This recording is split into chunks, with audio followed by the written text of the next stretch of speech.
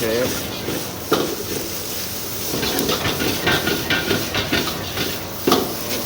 โซ่เชฟเฮ้ย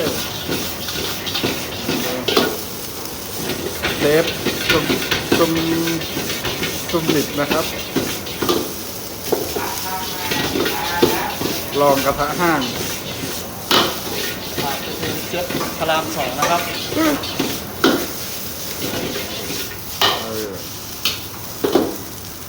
ที่นี่ของจริงของจริงของแท้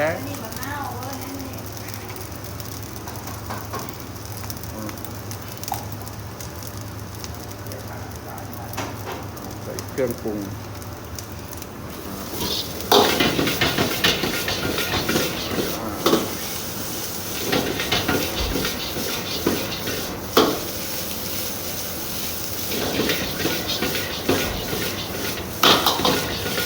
มือผัดสุดยอดเ